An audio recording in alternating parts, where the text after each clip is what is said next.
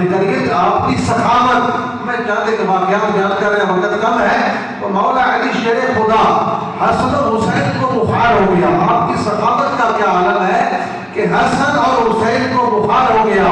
مدد مانی کہ اگر میرے رب نے ہمارے بیٹوں کا بخار دور کر دیا تو ہم علی اور خاتون جنت فاطمہ دوبارہ سلام اللہ علیہا ہم روزہ رکھیں گے، ہم ساری فیملی روزہ رکھیں گے اللہ کی رضا کے لیے. اگر ہمارے بیٹوں کا بخار اتر گیا تو برادر علیہ السلام بخار اتر گیا، روزہ رکھ لیا. پہلا دن افطاری کا آیا، جب افطاری سامنے کھانا سامنے آئے، ادھر دروازے میں دست ہوئی، آواز صدا لگانے والے نے بھی علی بڑے دلا کو بھوکا کھانے واسطے دے دیو. مولا علی نے سارا کھانا افطاری کا سامان اس ساحل کو دے دیتا اور روزہ پانی نہ افطار کر لیا.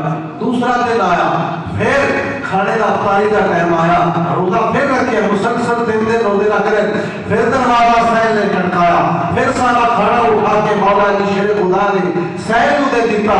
تیسرے دن پھر یہی معاملہ آیا کہ پھر سارا کھانا اٹھا کے ساحل کو دے دیتا. جب ساحل کو دیتا پھر دن دے روزے، پھر ایک کیفیت پیٹ جڑے نہ لگے.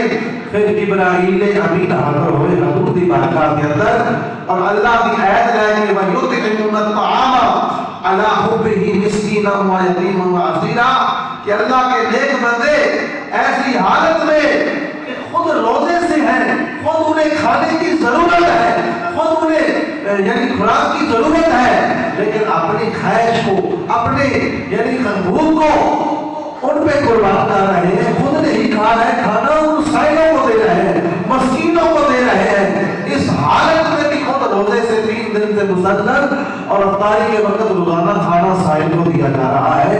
یہ ہے مولا علی شیر